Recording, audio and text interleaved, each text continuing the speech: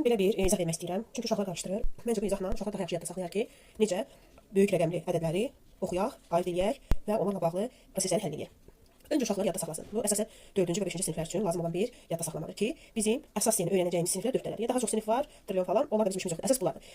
4 sinif var. Təkliklər, minliklər, milyonluqlar, milyardlar. Yüzlük adında sinif yoxdur uşaqlar. Və hər bir sinifin 3 dənə mərtəbəsi var. Diqqət edin.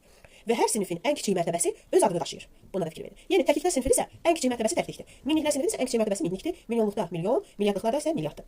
Və digərlərində hər şey demək olar ki, təşkillanır. Onluq yüzlük, 10 minlik 100 minlik, 10 milyon 100 milyon, 10 milyard 100 milyon. Bu sinifləri yadda saxlasaq və hər sinifin 3 mərtəbəsinin olduğunu unutmasaq, biz hər hansı bir ədədi asanlıqla oxuya bilərik. Fikir verirsiniz, rəqəmlər təkrarlanan bir ədəddir. Gəlin bu ədədi oxuyaq. İlk növbədə biz ədədi 3-3 ayırmağı bacarmalıyıq. Axı biz dedik hər sinif 3 mərtəbədən ibarətdir. Və unutmayın, mərtəbəyə ayırmağı soldan deyil, sağdan, yəni ədədin sonundan sola doğru irəliləyərək başlamaq lazımdır. Yəni bu istiqamətdə. Başlayırıq. 3 qruplaşdırdıq. 1 mərtəbə sinif, 3 bir sinif, 3 bir sinif, 3 bir sinif. Aha, deməli bizim bu ədədimizdə hər 4 sinifin mərtəbələri var. Və oxunuşa diqqət edin. Biz sadəcə eyni şeyi deyəcəyik, eyni ədədlər deyəcəyik. Yalnız sonunu dəyişəcəyik. Fikir verin.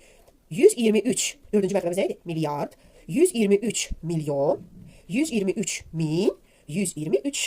Gördünüz necə sadə asan oxuya bildik. Eləcə də digər ədədimizi oxuya bilərik. Yenə biz sinifləri ayırsaq, sağdan sola doğru 3-3 oxuya bilərik. 200 milyard, 300 milyon, 400 min, 500 alındı ədədimiz oxuya bildik. Və keçək daha biraz mürəkkəb ədədimizə. Aha, yenə həmin qaydada 3-3 sinifləri ayırırıq. Və başlayırıq oxumağa. 128 milyon, 4-cü sinifdə 4 sinif yaradana görə. 656 milyon, 739 min, 421.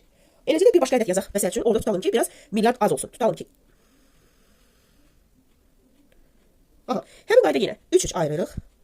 Və sonda bir dənə qaldısa bunu da unutmayın. Bu da bir mərtəbədir. Yəni bu bir dənə də ola bilər, 2 dənə də ola bilər, fərqi yoxdur. Yetər ki biz sağdan sola doğru 3-3 mərtəbələrimizi ayıraq. Və bu mərtəbələri ayırmaq, daha doğrusu sinifləri ayırmaq 3-3 mərtəbələr şəklində bizə oxunmağa kömək edir. Aha, təkli deməli deyəcək 2 milyard 548 milyon 364 min 981.